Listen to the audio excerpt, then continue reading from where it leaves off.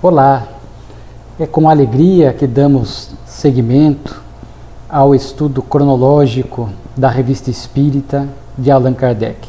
Feliz por vocês que nos acompanham, muitos desde o início, desde a primeira revista, e aqui podemos fazer uma síntese de quanto aprendizado, quanto conhecimento, o quanto o movimento espírita ainda precisa estudar essa obra esquecida do nobre codificador. Estamos já no 10º ano, o ano de 1867, e hoje estudando, refletindo sobre a revista do mês de março, portanto março de 1867, que contém 15 artigos. Então vemos que a revista está aqui rica no que diz respeito à quantidade, e vamos ver também em relação à qualidade, muitas comunicações espirituais extraordinárias, e às vezes aqui em 60 minutos temos que selecionar algumas para tecer maiores comentários. Por isso sempre fica o convite para que depois possam ler na íntegra a revista espírita.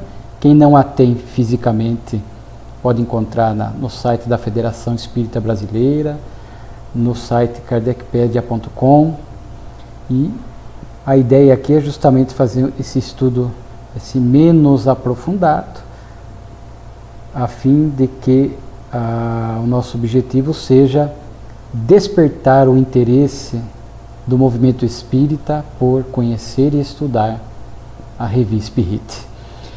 Hoje Kardec começa com um artigo belíssimo: a homeopatia nas moléstias morais. O tema aqui vai trazer para nós profundas reflexões. Talvez algumas delas, hoje, que fundamentaram o artigo de Kardec à época, já superadas, mas que naquela época havia esta ideia de que a homeopatia, que tinha surgido com Hahnemann, e alguns médicos homeopatas, na época, defendiam a ideia de que a medicação da homeopatia poderia modificar as disposições morais do indivíduo, o caráter. E Kardec traz isso para uma reflexão espírita, e é um artigo muito bem detalhado, porque Kardec, como em outros artigos, vai muito bem explicar o pensamento espírita no que diz respeito à questão do corpo físico, do corpo espiritual e do espírito. Aqui neste artigo, especialmente a questão do corpo físico e do espírito, mostrando que quem é o ser pensante, o ser que reflete, o ser que traz as aptidões morais, o ser inteligente é o espírito, de forma que as nossas disposições morais não decorrem do corpo físico. Se uma pessoa é impaciente, se uma pessoa nutre ódio, é ingrata, citando aqui alguns exemplos, a causa não está no seu corpo físico, mas sim no espírito, que ainda, ao longo das reencarnações, não foi capaz de superar essas más disposições morais. E acreditava-se alguns que a medicação homeopática seria capaz de corrigir isso. Kardec vai trazer, portanto, um artigo nessa linha, e nós podemos fazer aqui diversas considerações. Kardec vai falar da importância do corpo, da função do cérebro como instrumento e que decodifica o pensamento do espírito, e isso acaba desaguando, o cérebro age sobre o corpo, impulsionando as áreas correspondentes. Se a vontade é caminhar, as pernas, dando apenas um exemplo muito simples. Mas não significa que o espiritismo não seja a favor da medicação, da medicina, muito pelo contrário. O espiritismo caminha de mãos dadas com a ciência e sempre, por exemplo, nos atendimentos fraternos, eu trabalho nessa área, nós sempre vamos recomendar tratamento médico e espiritual. Se uma pessoa aparece com um quadro que sinaliza, sugere uma depressão, por exemplo, claro que nós não vamos pedir para que a pessoa abandone o tratamento médico, psiquiátrico, medicação e que se cure apenas com o passe, com a água fluidificada. O Espiritismo alia ambos os tratamentos e entende que a medicina é a misericórdia de Deus se expressando aqui na Terra. Então, seja a opção que a pessoa faça. O artigo aqui fala da homeopatia. Nós podemos estender para a alopatia. Nós nunca vamos pedir para que o indivíduo cesse o tratamento. E muito pelo contrário, se não faz, muitas vezes nós até sugerimos como auxiliar das recomendações morais da doutrina espírita que o indivíduo procure o médico, que o indivíduo procure psiquiatra, psicólogo, que faça uma psicoterapia que, repito, vão ajudar nessa construção ou na aquisição desta saúde mais integral, saúde emocional. Quando surgem ideias como esta, de que um medicamento é capaz de produzir esses milagres, é ainda a velha inclinação da criatura humana da lei do menor esforço. Porque remover, vencer, superar muitas vezes uma depressão, um ódio, um ciúme, exige muito do indivíduo. Exige esse esforço. Kardec vai falar esta educação moral, perseverança, etc. De forma que seria uma visão muito simplista e de muita acomodação se nós tivéssemos um remédio homeopático, alopático, que nós tomássemos e simplesmente removesse o ódio, removesse o ciúme, removesse a depressão. E nós sabemos que não é assim que funciona. Então Kardec estrutura muito bem esse texto. Na atualidade, muito se fala, por exemplo, da droga da felicidade, a dopamina. Então muitas pessoas abusam ou escoram-se apenas na medicação, procurando blindarem-se do sofrimento, da dor, e buscam medicamentos que vão gerar, por conta deste uso inadequado, às vezes, um estado de euforia, que é um estado de fuga, que a pessoa se desconecta da realidade. Conhecemos um caso de uma pessoa que perdeu um ente querido, desencarnou, às vezes até evita usar a palavra perdeu, mas às vezes por vício de linguagem usamos, mas não se perde um ente querido. E não querendo vivenciar o luto, que é um processo psicológico, natural, excedeu-se na medicação, ficou num estado de euforia, de forma que não digeriu, não viveu o luto, e aquilo ficou no inconsciente, e cedo ou tarde terá que lidar com isso. Então hoje há uma tendência das pessoas de blindarem-se da dor e do sofrimento, buscando o excesso de medicação, tentando criar um estado de felicidade artificial, ilusória, porque a medicação, repito, às vezes a desconecta da realidade. Muitas vezes pessoas que vivem praticamente dopadas para não experimentarem as dificuldades do dia a dia, e sabemos que estas lutas fazem parte do processo evolutivo. Então nós estamos deixando bem claro aqui que nada contra a medicação, é um suporte necessário, porque às vezes muitas questões morais, mesmo hoje muito bem estudada pela medicina, afetam a saúde. Vimos um artigo no mês anterior, se não me falha a memória, as 3 causas da doença. Vimos ali o corpo, o perispírito e o espírito. Então muitas vezes um ódio, uma impaciência, uma irritação constante, um estado de cólera, não cuidados, vão afetar a nossa saúde, somatiza. Então vejamos como há a correlação. E sabemos que às vezes a medicação homeopática ajuda, medicações que às vezes fortalecem, protegem o órgão afetado por essa má disposição moral, muitas vezes inibe um impulso, muitas vezes inibe eventuais descargas sobre determinados órgãos, sobre o corpo, protegendo-o, mas não erradica a causa que está no ser imortal. Então tem este lado de apoio, mas não vai erradicar. A erradicação das más disposições morais, elas vão decorrer, como diz aqui Kardec, sem dúvida alguma, da nossa reforma moral. Então nós temos que tomar muito cuidado com essas artificialidades, essas condutas escapistas, porque o sofrimento faz parte da vida no mundo de provas e expiações. Nós vamos ter que lidar. E eu gosto muito de uma fala do nosso querido Alberto Almeida, orador, escritor, médico espírita, fala com muita propriedade por conta da sua área profissional. Ele até faz uma distinção: a dor faz parte da vida, sofrer é opção. Porque às vezes eu experimento uma dor do luto. Se eu vou me desequilibrar e sofrer com aquilo, é uma questão. Se eu vou lidar bem com o luto, confio na imortalidade, no reencontro, etc., há dor. Mas eu não transformo aquilo em sofrimento emocional, moral. Então assim nós vamos entendendo. Então faz parte. Então esta tendência de alguns de querer fugir da dor a todo custo, não vamos buscá-la voluntariamente. Não tem sentido.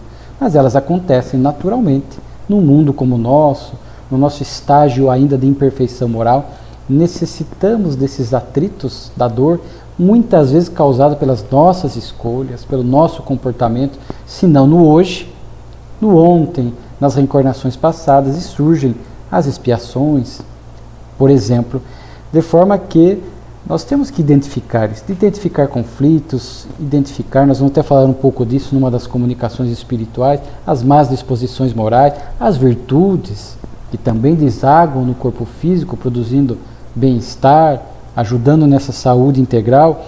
Então esse artigo de Kardec, ele é muito atual nesse sentido, para que a gente possa entender que essas questões das más disposições morais, não existe esse milagre. Alguns já falaram comigo, não, mas eu acredito que quando a gente morrer, a gente como se a gente vencesse essas más disposições, como se a morte produzisse um milagre e me projetasse para o outro lado da vida sem os meus defeitos, ou com os meus defeitos amenizados. E nós sabemos que o defeito moral não corrigido, não cuidado aqui na Terra, é do espírito. Portanto, também se manifestará, também estará presente na vida espiritual, que é o nosso verdadeiro lar, a nossa verdadeira pátria. Então, é um artigo bastante interessante, onde nós conseguimos trazer para a atualidade, embora raros, pelo menos sabemos que, eu não conheço nenhuma pessoa que acredite que um medicamento vai remover ódio, vai ajudar, mas alguns, principalmente em depressão que nós citamos, às vezes se escoram só no medicamento, para dar uma reequilibrada no corpo, porque há problema das conexões neuronais, é necessário, o corpo dá uma equilibrada, uma fortalecida por conta da ansiedade, por conta do pânico, toma medicação para ter esta melhoria física. Mas a melhoria física é justamente para que nós, espíritos em evolução, possamos ir na causa. Porque quais são as causas ou a causa da minha depressão? Alguma perda, um revés, para que a gente possa trabalhar e ir lá na causa, que precisa muitas vezes de psicoterapia, nem todo mundo gosta. Toca em pontos complexos e a gente vai tentando evitar aquilo que é desconfortável para nós. Mas na visão reencarnacionista, tudo que eu evito hoje, tudo que eu jogo para o inconsciente, todas essas fugas psicológicas, cedo ou tarde, eu, espírito, vou me deparar com essas questões. Então, à luz da reencarnação e da lei do progresso, nós vamos apenas fugir dessas questões, de forma que é de bom tom que possamos cuidar dessas questões na atualidade e na causa. Se eu não conseguir erradicar totalmente, mas pelo menos eu vou cuidando dos defeitos, dos conflitos, vou administrando, vou gerindo, vou aliviando, como vimos naquele caso da revista anterior, de fevereiro, de Leclerc, o espírito que trazia impaciência, mas que em vida ele já identificava e estava cuidando. E no mundo espiritual, ele continuou cuidando até que pudesse um dia vencer totalmente a impaciência. Agora, se eu não cuido, se eu não identifico, se eu me escoro apenas no remédio, eu vou tentando construir esta falsa percepção de felicidade ou de evolução pelo excesso de medicação, pelas fugas psicológicas, quando chegar no mundo espiritual, eu vou me deparar face a face com a minha realidade espiritual. Então, estamos enganando a nós próprios. Daí Kardec falar que é um absurdo crer-se que a educação moral do indivíduo pudesse ser reduzida apenas a um tratamento médico, apenas a um medicamento. Exige muito mais. Aliás, o próprio Hahnemann, espírito, o pai da homeopatia, no Evangelho segundo o Espiritismo, capítulo 9, Bem-aventurados os mansos e pacíficos, na última lição, sem título, ele vai falar justamente disso, citando a cólera, falando que quando alguém é encolerizado, irritadiço, e tenta se desculpar com o corpo, com o organismo, com o temperamento, é o espírito que é assim. Não adianta nós tentarmos justificar com questões físicas, que a causa está no espírito. E eles acreditam que um espírito pacífico, mesmo num corpo belicoso, será sempre pacífico, enquanto um espírito violento, num corpo linfático, não seria mais dócil. O corpo não dá impulsos de cólera a quem não as tem, como não dá outros vícios. E aí ele diz que o espírito é capaz de modificar essas más disposições morais através da... Qual é o grande segredo aqui? O poder da vontade. Então, educação moral, conscientização, autoconhecimento, vontade de se libertar dos vícios morais, físicos, através do esforço, da disciplina, buscando os recursos da oração, da boa leitura, da prática do bem, buscando um templo religioso. Assim nós vamos movimentando este poder da vontade para aí sim ir cuidando e removendo estas más disposições morais na busca de uma verdadeira felicidade, não artificial, ilusória, de uma verdadeira felicidade, ainda que relativa aqui na Terra, mas uma felicidade. Paz, que não é ausência de conflito, mas é força e serenidade diante dos conflitos. Então nós vamos buscando isso, movimentando essas energias adequadas. Então é uma lição muito bonita do próprio Hahnemann, portanto, do pai da homeopatia, mostrando isso. E Jesus, no Evangelho, quando fala, isso está em Mateus, capítulo 7, buscai e achareis. Então Jesus está falando do buscar, pedir e obtereis, bater e abrir-se-vos-á, a iniciativa, a vontade, buscai e achareis. Então temos que buscar no campo desta melhoria moral, da saúde integral, saúde emocional, serenidade, há que se ter este comprometimento da vontade, da disciplina, da perseverança. Não faltará socorro espiritual. Seria muito simplista que um medicamento resolvesse tudo isso.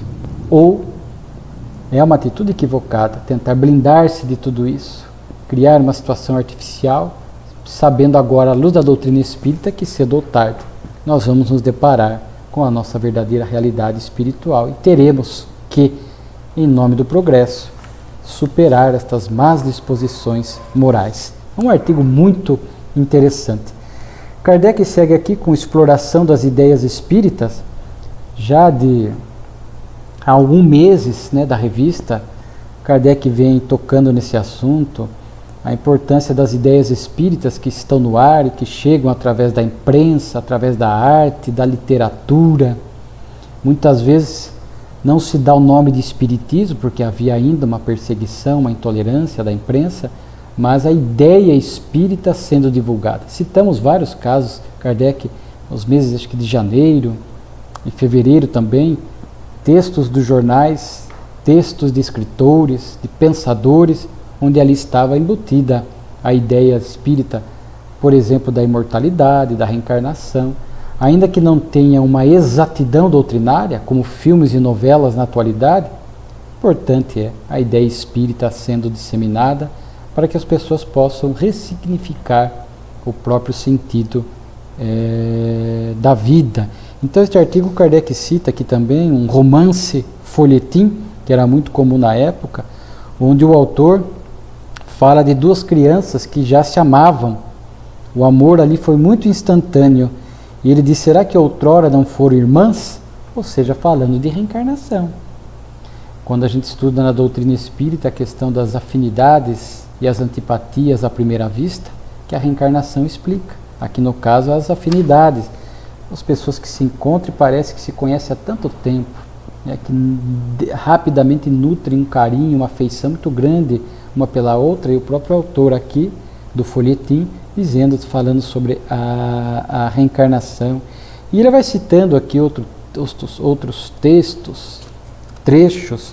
Kardec era uma pessoa tão atualizado que aqui não só folhetim, não só livros, não só notícias de jornais, vimos aqui quantas vezes da revista ele trazendo e fazendo essa conexão com a doutrina. Aqui ele vai citar inclusive uma peça de teatro, onde ali na peça de teatro é utilizado o sonambulismo, que produzia aquele estado alterado de consciência, a emancipação da alma, que permitia ao indivíduo ter a visão à distância. E ali ele consegue identificar um criminoso, uma pessoa já havia sido condenada injustamente, e depois o juiz do caso, com remorso, inclusive se utiliza do sonambulismo, porque ele tinha um objeto, a arma do crime, e o sonâmbulo consegue, de posse do objeto, com a visão à distância, identificar o criminoso e onde ele estaria, e o juiz descobre aqui que é o próprio irmão dele. Então são histórias assim, feitas muitas vezes para teatro, novela, filmes, mas que tem aqui assuntos embutidos da ideia espírita. Hoje também encontramos isso de forma muito comum, e falamos para não ficar repetitivo, porque conforme dissemos no início, hoje a revista Espírita está realmente repleta de lições notáveis. São simpatizantes do espiritismo que se identificam com filmes, novelas, que cuidam principalmente, diz Kardec, de reencarnação, que sempre aguça o interesse das pessoas, embora nem todas, conforme já falamos, se interessem em estudar a fundo a reencarnação e fazer as reflexões filosóficas e morais que a temática merece e as devidas modificações comportamentais que a ideia da reencarnação propõe a nós, rompendo com preconceitos, com indiferença, trazendo um verdadeiro propósito existencial, o progresso intelecto-moral. Aqui já um outro artigo, mas nessa mesma linha de obras da literatura que trazem o pensamento espírita, aqui um conhecido, inclusive acho que umas 2 décadas atrás até virou filme, é o Robinson Crusoe.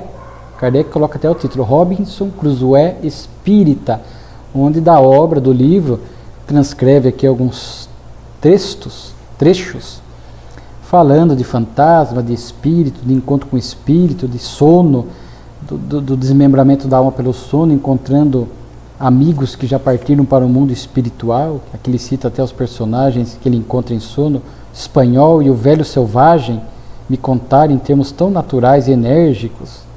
Então Kardec traz aí, portanto, falando de sonho, de reencontro espiritual durante o sonho, de espíritos, aparições, isso na obra de Robinson Crusoe, que para nós espíritas é algo muito natural, faz parte das premissas doutrinárias. E a revista segue. Aqui Kardec traz um texto, Tolerância e Caridade, fazendo referência ao novo arcebispo de Argel.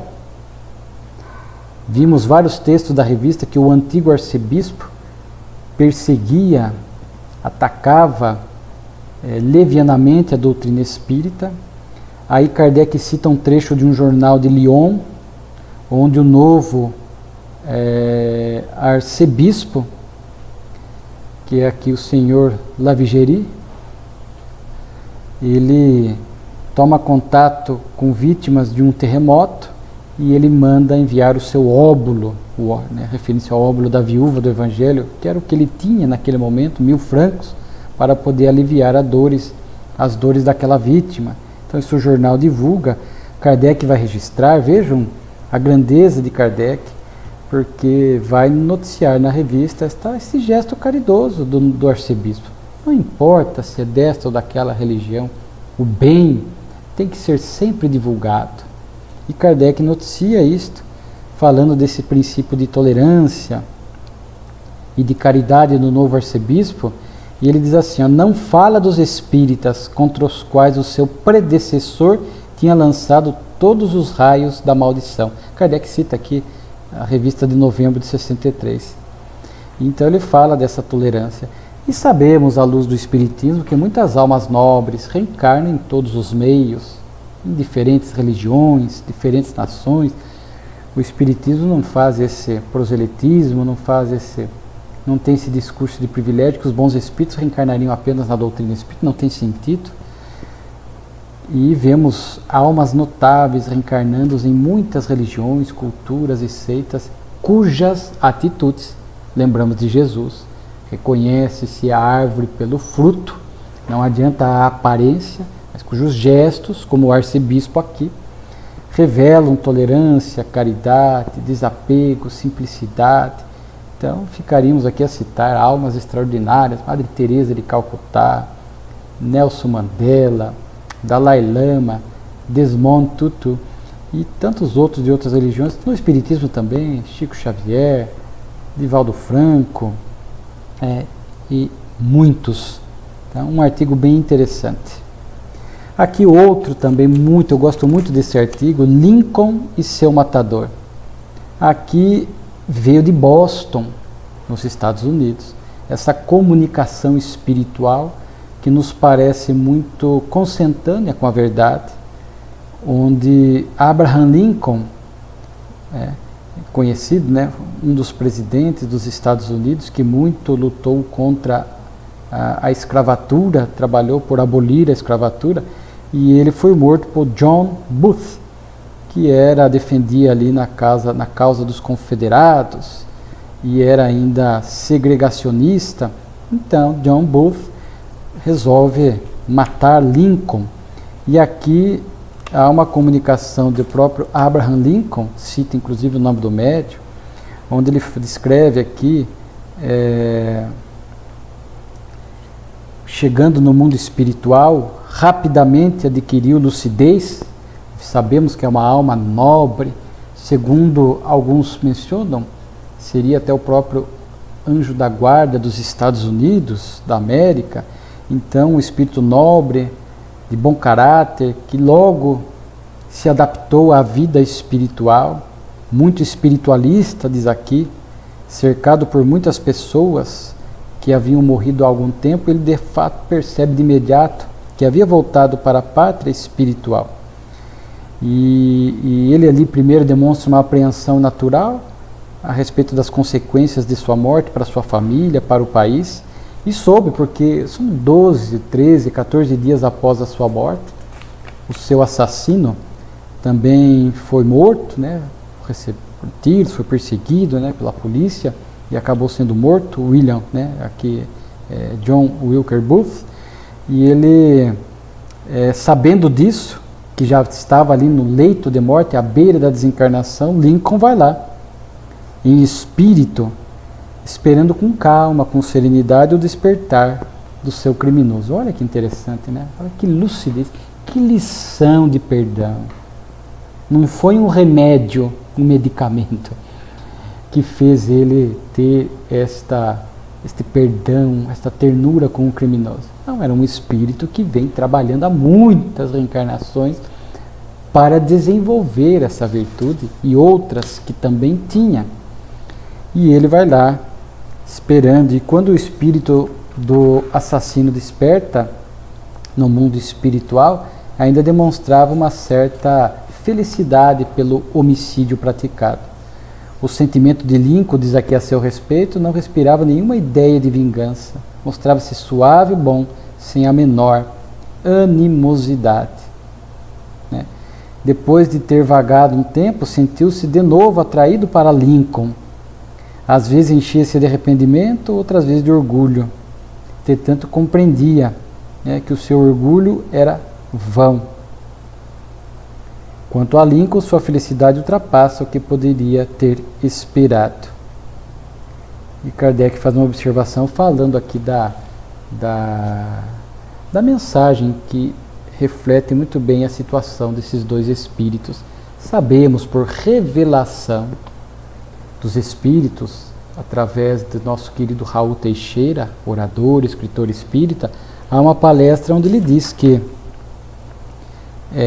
depois verdadeiramente arrependido, certamente sob a tutela espiritual da sua vítima, de Abraham Lincoln, ele reencarna John Booth e vai reencarnar-se como Martin Luther King Jr. Veja que é algo muito interessante, como a mudança de foco, de objetivo do espírito, mas que traz já uma certa energia, uma certa avidez, é só mudança de rumo, de foco. O espírito de uma para outra reencarnação pode realizar muita coisa.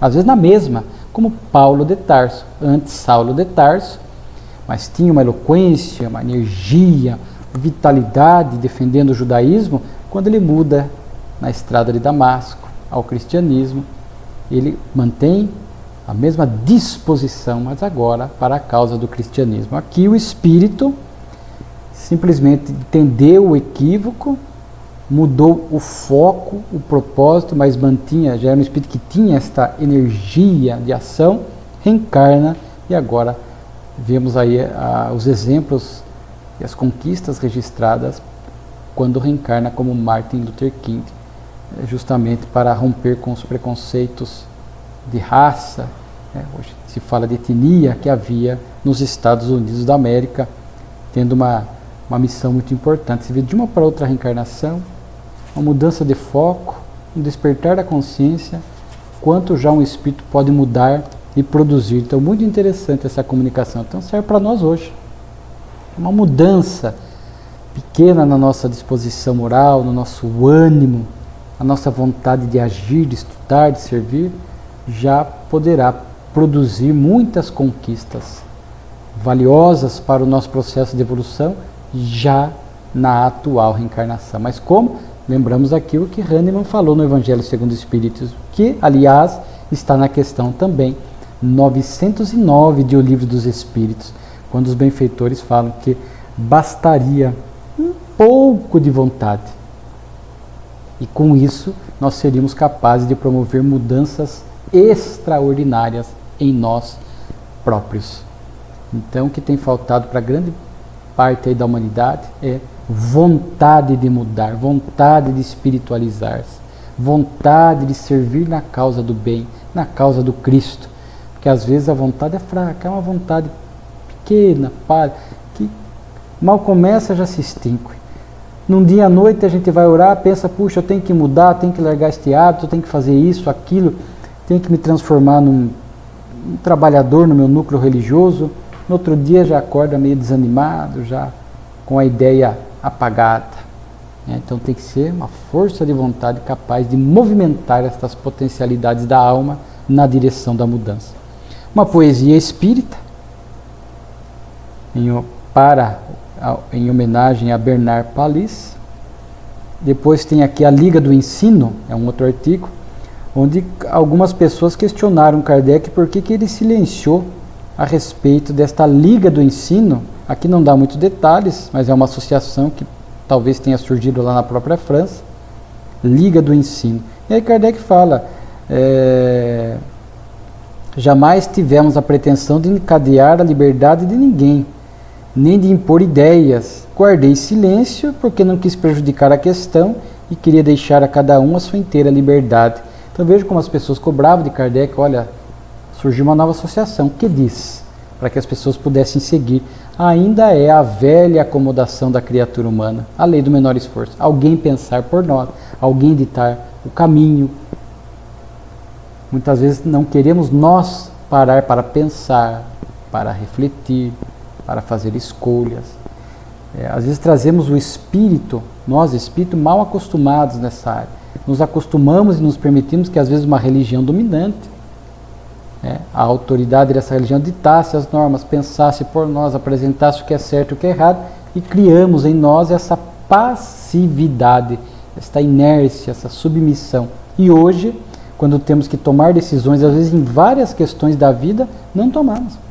O espírito não desenvolveu essa avidez, né, de agir. Então acostumou a outro pensar, outro decidir, outro ditar normas. Então o que muitos queriam que Kardec falasse, olha, diga-nos algo. E aí Kardec vai até explicar, porque ele teve poucas informações, que o nome Liga do Ensino, que defendia as ideias progressistas, era muito vago, muito genérico. Kardec queria conhecer melhor o funcionamento, que até aquele momento não tinha apresentado nada, então ele não podia tomar nenhuma posição, porque conhecia, pouco foi apresentado a respeito desta Liga do Ensino, então ele permaneceu, zelo por sinal, aguardando que mais informações viessem. Às vezes a gente precipitadamente quer tomar partido, tomar decisão, sem que tenhamos munido das informações necessárias, e algumas vezes acabamos nos equivocando. Então também é um texto interessante de Kardec. E aqui começa as chamadas dissertações. Tem um artigo chamado Dissertações Espíritas. Ele fala aqui que a revista de março de 67 ela está repleta de comunicações espirituais. Aqui é interessante este Comunicação Coletiva, o médium Senhor Bertrand, porque numa ocasião, no ano passado, de 67, em 66, 1º de novembro, Dia dos Mortos, inclusive Kardec às vezes registra na Revista Espírita essa reunião na Sociedade de Paris, muitos espíritos se comunicam, demonstrando que de mortos não tem nada, que estão vivos nessa outra dimensão da vida. E o médium traz vários pensamentos, frases curtas de espíritos diferenciados, o que é algo muito incomum. O mesmo médium, por exemplo, aqui nós temos quase que 30 frases que o espírito recebeu instantaneamente numa mesma. Aqui acho que são 2 ocasiões, porque depois teve dia 6 de dezembro também, então são 2 datas. Mas que ele recebeu 3 dezenas de frases assim, de forma contínua. Aparece para nós aqui, tu médium escuta e deixa o lápis correr seguindo a tua ideia, de forma ininterrupta. Então tem Mesmer, Napoleão, General Bertrand, Luís XVI, Lafayette. Aqui só para dar alguns exemplos, Abelardo, Arago, Flandrin. Então, vários, cada um trazendo uma frase. Por exemplo, a igualdade moral reinará quando o orgulho for destituído. General Brunet. A ciência é o progresso da inteligência. Newton. O amor é uma lira, cujas vibrações são acordes divinos. Heloísa. Então vejo várias frases. Aqui até recomendo a leitura, são frases bonitas. Boussot. A doutrina de Jesus não se sente nem se compreende senão pelo coração. Então, seja qual for a maneira por que a falam, ela é sempre o amor e a caridade. E aqui o grande desafio é como é que o médium conseguiu registrar de espíritos diferentes, 30, 20, rapidamente essas frases, se há o que nós chamamos em mediunidade de afinidade fluídica. É uma tarefa quase, não diria totalmente, mas quase impossível para o médium, ali numa mesma situação, rapidamente anota uma frase por um espírito, daqui a pouco anota a segunda frase por outro espírito, cada espírito trazendo as suas particularidades fluídicas. E é interessante que às vezes isso acontece em reuniões mediúnicas, às vezes o médium recebe algumas mensagens, várias assim, de espíritos diferentes, e aqui o guia espiritual dele vai explicar que é assim, a comunicação que obtiveste no dia de todos os santos, como a última, que é o seu complemento, posto nesta haja nomes repetidos, foram obtidas da maneira seguinte: como sou teu anjo protetor, meu fluido é similar ao teu. Já havia uma afinidade fluídica de sintonia entre o guia e o médium. Coloquei-me acima de ti, transmitindo-te o mais exatamente possível os pensamentos e os nomes dos espíritos que desejavam se manifestar. Eles formaram em torno de mim uma assembleia. Então vejo que era o guia. Então havia aí, o médium estava recebendo em segunda mão, porque era o seu guia que recebia dos espíritos, por conta dessa facilidade fluídica, porque ele também já estava sem o corpo, fluido similar, diz ele. Então se aproximava Newton, passava uma ideia, o guia do médium registrava e passava ao médium. Vinha outro espírito, Heloísa passava, o guia do médium registrava facilmente e passava para o médium facilmente, porque entre ele, guia e médium, havia afinidade. Então é uma forma diferenciada, porque chegava para o médium através de um outro intermediário,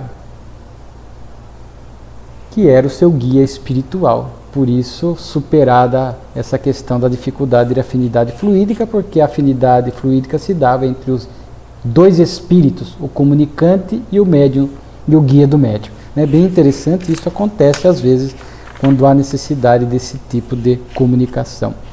Depois aqui tem duas comunicações do mesmo espírito. Manjinho Charlatão foi um vendedor de lápis, de bom caráter, muito conhecido nas ruas de Paris, vendia o seu lápis, e era uma pessoa que tinha boas qualidades morais e tal. E depois que ele desencarnou, ele trouxe duas mensagens, o lápis e o papel. Ambas se completam, muito bonita. Nós recomendamos a leitura. Ele falando lá, o lápis é a palavra do pensamento. Sem o lápis, o pensamento fica mudo e incompreendido para os vossos sentidos grosseiros. Claro que existe a fala, o som articulado que expressa o pensamento, mas ele está falando aqui da escrita, que era o lápis naquela época. E aí ele fala aqui, comprai lápis e usai-os para propagar esta bela doutrina. Então ele fala aqui do lápis como forma do codificador, os médiuns divulgarem a ideia espírita através da escrita. Hoje, com as redes sociais, com a internet, com a tecnologia, nós falaríamos aí o digitar. Existe ainda a escrita, claro, mas hoje o digitar a gente pode, através das redes sociais, utilizar dela para divulgar a ideia espírita, divulgar o bem, usar esses recursos da tecnologia para o lado bom. E depois o papel. Num dado momento ele diz aqui, com efeito o papel é o instrumento que, de concerto com o lápis, aqui e ali semeia nobres pensamentos do espírito. O papel é o livro aberto, onde cada um pode colher com o olhar os conselhos úteis à sua viagem. Então, e aí depois ele fala, bonita as duas mensagens. Se eu fosse papel, eu queria ser branco para a inocência, verde para o que não tem esperança de alívio aos seus males. Queria ser de ouro na mão dos pobres, de felicidade na mão dos aflitos, de bálsamo nas dos doentes. Não condenaria, não maldiria, não lançaria anátemas. Então vê-se que é um espírito com qualidade moral. E era conhecido nas ruas de Paris. E aqui o papel, a gente pode usar essa simbologia. A nossa vida é como se fosse um livro, que é um conjunto de papéis. Trazemos já, quando nascemos, algo já escrito no nosso passado, mas o livro ainda não está finalizado, tem muitas páginas em branco adiante. E a cada dia, através do lápis, através do comportamento, das escolhas, dos nossos ideais, nós vamos escrevendo a cada dia na página da vida, coisas boas ou ruins, e colheremos os respectivos efeitos. Então, o que temos escrito no papel da vida? O que escrevemos no dia de hoje? Coisas boas, ruins, e amanhã o que escreveremos? Interessante, Então é uma mensagem bem... As duas se completam, como eu falei, muito bonitas. Depois uma mensagem chamada A Solidariedade, onde o Espírito fala, chamando-nos, nós, criaturas humanas, ao senso moral. Que o homem está, diz ele aqui, acima da cadeia evolutiva. Ele diz assim, refleti numa coisa, o estudo do Espiritismo não deve ser vão. Para certos homens levianos é uma diversão, para homens sérios deve ser sério. Refleti sobre uma coisa, não estais na terra para ir viver à maneira de animais, para vegetar à maneira de gramíneas ou árvores. As gramíneas e as árvores têm a vida orgânica, não têm a vida inteligente. O animal não tem a vida moral, tem a vida inteligente, que a gente sabe, a inteligência limitada, mas para a própria sobrevivência. Tudo vive, tudo respira na natureza, só o homem sente e se sente. E aí vamos ver aqui, ele vai falar do homem que tem o senso moral já desenvolvido, não deve ser um ser isolado, mas coletivo. E aí ele vai falar justamente isso, para que a gente possa buscar, a par de tudo isso, o nosso melhoramento moral. se falar a solidariedade, o melhoramento moral, que é o foco principal da vida. Então, o único, mas o principal. Jesus buscar primeiro o reino dos céus e sua justiça, tudo mais vos será, as demais coisas vos serão acrescentadas. Então, o que o Espírito está chamando a atenção, ele não se identifica, diz um Espírito, é para a gente não esquecer. Nós, seres pensantes, nós que temos o senso moral, uns mais, outros menos desenvolvido, cada qual está no seu nível de consciência, de evolução, mas, como diz aqui, usarmos o Espiritismo, o conhecimento espírita, seriamente, entendermos que a finalidade principal da vida é o sentimento, a solidariedade, o amor, o servir, com certeza. E ele faz até aqui, ó, ele diz algo assim, quando tiverdes feito para o vosso melhoramento moral a metade do que fazeis para melhorar a vossa existência material, tereis feito a humanidade dar um grande passo. Metade do nosso melhoramento material. Então, vejamos, se a gente pega metade do que nós fazemos, do nosso melhoramento moral, material, já valeria a pena, significa assim, numa conta rasa, 2/3 ocupando-se dos compromissos materiais, e se 1/3 do nosso tempo nós dedicássemos às questões morais e espirituais, nós já seríamos capazes de fazer a humanidade avançar. Infelizmente, na Terra, a maioria em estado de consciência de sono. A maioria vivendo, existindo, né? Vivendo por viver, respirando, procurando apenas a sobrevivência, o ganha-pão, com poucas aspirações ou quase nenhuma no campo da espiritualidade. Então, vivem por viver a vida orgânica, o existir, como se fossem um animal, atendendo apenas aos instintos primários da vida e não aos sentimentos sublimes, que é o verdadeiro propósito, né? Então ele faz um apelo aqui, se fôssemos capazes de 1/3, já produziríamos muito. Há pessoas já nobres que vão até além, que já dedicam 50%, 70% da sua vida às questões espirituais, que não é estar dentro do templo religioso. Buscar o divino e se espiritualizar vai muito além disso. É uma vivência comprometida com o bem. É estar no templo religioso, mas de alma presente, não por formalidade, por convenção social, mas procurando realmente ouvir, sentir a pregação e vivê-la, se esforçar ao menos por viver a mensagem em sua plenitude, onde quer que esteja, sem hipocrisia moral. Tudo vem a seu tempo. Era um grupo familiar que era comum naquela época, né? Grupos familiares espíritas, onde o espírito que vai tratar da lei do progresso, porque eles dirigem uma pergunta ao espírito para que lhes explicasse a respeito do maravilhoso, das maravilhas, das coisas incompreensíveis, dos planetas superiores e tal. E o espírito vai falar, olha, não temos condições de falar isso. O progresso é gradativo, né? Então, lede no grande livro da natureza, instruí-vos, esclarecei vosso espírito e contentai-vos com saber o que Deus julga a propósito vos ensinar durante a vossa passagem na Terra. A Terra é um mundo imperfeito. Não teremos acesso a muitas coisas, muitas informações que não nos cabem, não temos condições morais e intelectuais de entender. Então a gente fica apelando aos espíritos o acesso a esse conhecimento que para nós hoje é incompreensível. Mas temos muitas coisas a aprender. O ABC, aquilo que Deus nos permite aqui na Terra, nem o que Deus nos permite entender aqui na Terra, vimos agora há pouco, a maioria existe, mas não vive com qualidade. Por isso Jesus, venho para que tenhais vida, vida em abundância. Então, a quem mais tem, mais se dará, disse Jesus. O progresso é gradativo. A luz da verdade não pode ser apresentada de uma única vez, cega. Então o progresso vai se dando dessa forma paulatina. Uma mensagem bonita de Lacordaire, o respeito às crenças passadas. Então ele fala aqui para nós não ficarmos atirando pedras às instituições e às crenças de outras épocas. A sociedade atual necessitou, para ser o que é, que Deus lhe concedesse pouco a pouco a luz e o saber. As velhas crenças elaboraram a renovação que começa a se realizar. Então, a gente olha para 1000 anos atrás, 1500 anos atrás, onde o conhecimento científico era muito limitado, erigiram-se crenças alicerçadas em conhecimentos equivocados, e a gente hoje, atira a pedra. Até porque à luz da reencarnação não deveríamos, porque muitas vezes pertencemos, defendemos essas crenças no passado. Então, temos que ter um respeito profundo, que tudo foi colaborando gradativamente para o progresso. Às vezes, uma determinada religião, uma determinada filosofia, uma determinada cultura traz avanços. Às vezes tem pontos equivocados, mas tem pontos certos.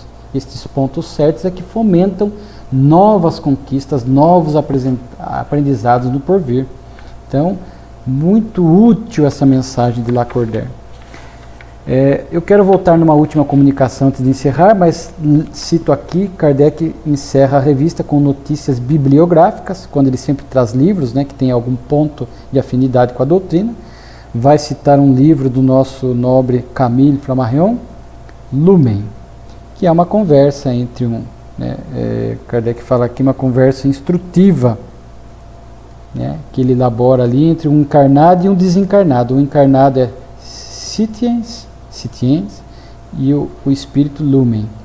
E Lumen, o encarnado vai fazendo perguntas a respeito de coisas espirituais e o espírito vai aqui respondendo, instruindo ele, e ali está muitas vezes embutida a ideia espírita. Kardec vai voltar a falar desta obra em maio de 67 e cita, repetindo fevereiro, uma obra nova, Teoria Médico-Espírita. Ele não conhecia a obra, que era italiano, mas estava ali felicitando os homens, porque era talvez um começo. Hoje nós temos as AMES, Associações Médicas Espíritas, talvez ele fosse o embrionário da medicina, da ciência e do espiritismo, se unindo, produzindo bênçãos para a humanidade. E uma última comunicação, ela não é longa, mas é muito profunda. A Comédia Humana. O espírito aqui foi um escritor francês, Eugène Sue. E ele vai falar dessa comédia humana. Ele compara a vida humana como se fosse um teatro, né? Como se fosse uma peça, se fosse um palco, melhor dizendo, né? Ele diz assim, a vida do espírito encarnado é como um romance ou uma peça de teatro, da qual cada dia se percorre uma folha contendo uma cena, o lápis e o papel, né? Até marcar aqui, a gente vai ver aqui o lápis e o papel, né? São duas mensagens anteriores que nós vimos aí, né? O autor é o homem, os personagens são as paixões, os vícios, as virtudes, a inteligência, disputando a posse do herói, que é o espírito. O público é o mundo em geral durante a encarnação, os espíritos na erraticidade, e o censor que examina a peça para a julgar em última instância é Deus. Fazei de modo que sejais aplaudido o maior número de vezes possível e que só raramente cheguem aos vossos ouvidos o barulho desagradável dos assovios. Fazer triunfar a virtude, desenvolver a inteligência e moralizar o público. Olha as metas existenciais aí, que interessante, né? A forma como ele apresenta aqui a vida. Eu achei interessante ele falar aqui dos personagens, porque os personagens interferem sobre nós, né? Sobre a figura central, ou nós poderíamos dizer o personagem central, o espírito, nós próprios. Ele fala o herói. E esses personagens, muitos dos quais nós nem sequer conhecemos, estão interferindo em nossas vidas por falta de um autoconhecimento sério. Existem personagens aí, vícios, conflitos que nós procuramos mascarar, esconder, fingir que não conhecemos, mas esses personagens estão presentes na nossa vida, interferindo, muitos negativamente, porque existem os bons personagens, as virtudes que nós já conquistamos, as boas atitudes, porque sempre os personagens interferem no enredo, no desfecho. E nós, como é que nós estamos permitindo esses personagens? Conhecemos todos os personagens envolvidos na nossa vida? Quem faz autoconhecimento sério conhece. Os bons e os maus personagens, até para que possamos estar atentos aos maus, minimizando os seus malefícios, potencializando os bons, buscando os bons personagens, a fim de que possamos, como diz aqui, triunfar, desenvolver a inteligência e moralizar o público. O público é a humanidade, as pessoas que convivem conosco, o nosso público que muitas vezes Está ali no lar, está na sociedade, está no trabalho, está no templo religioso. Como temos interagido com este público, apresentando, exemplificando virtudes, tendo um bom comportamento, arrancando dele aplausos simbólicos, que não precisamos do aplauso, constantemente do elogio, que insufla às vezes o orgulho. Às vezes um elogio, alguém que nos agradeça é bem-vindo, mas não precisamos, fazendo bem pelo bem. Ou as pessoas estão assoviando, criticando a obra que temos apresentado, porque a nossa vida tem sido muito infeliz, prejudicando outros, prejudicando o público, afetando negativamente o público. E o censor é Deus, que em última instância analisa, e aqui Deus está presente em nós, na nossa consciência. Voltamos ao mundo espiritual e vamos analisar como foi a peça da nossa vida. Como lidamos com os personagens, como lidamos com o público, e o público aqui ele estende, inclusive, a erraticidade, o mundo espiritual, os espíritos, que também estão nos observando, interagindo conosco, aprendendo, influenciando, atrapalhando, ajudando. Eu achei muito interessante esta analogia, né? E esta censura da própria consciência e o nosso objetivo de moralizar o público, fazendo o nosso melhor para deixar uma bela cena, uma bela peça, quando nós voltarmos ao mundo espiritual, marcando ali o nosso lar, o nosso trabalho, o nosso núcleo religioso, né? Então e vamos ter que enfrentar as dificuldades, fechar os ouvidos a essas adulações, né, o orgulho. Mas quando a peça estiver terminada e a cortina caída sobre a última cena, e vos puser em presença do regente universal, do diretor do poderoso teatro, não haverá aduladores nem cortesões, nem invejosos. Estareis a sós com o juiz supremo, a própria consciência. Muito bonito. É preciso que cada um dê à sociedade ao menos o que dela recebe. Então moralizar o público, dar à sociedade, devolver a ela, ser útil, ser proativo, ser realmente proativo no meio em que vive, procurando colaborar, somar, construir um mundo melhor, não ficar indiferente a tudo isso. Fazei, pois, que leiam com interesse cada página do vosso romance. Que bonito. Deixe uma lembrança útil de sua personalidade, uma cena a mais.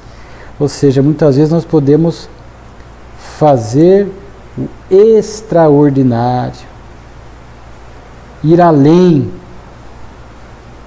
em nome do bem, em nome do amor, adicionando uma cena a mais. Adicionando uma cena a mais. Portanto, uma vida rica de espiritualidade. Eu particularmente achei esta mensagem muito bonita, para que a gente possa se autoanalisar, o juiz da consciência, como é que estamos construindo e agindo no palco da vida. Esta oportunidade que a divindade nos concedeu de estarmos aqui reencarnados para progredir. Então, que bela revista espírita. Tem algumas assim que a gente termina e eu fico até emocionado. E espero tocar aí corações para que possam se interessar por este estudo, esta obra extraordinária. Repito sempre, não canso de repetir, como dizia o professor Herculano Pires, as páginas de ouro da Revista Espírita de Allan Kardec.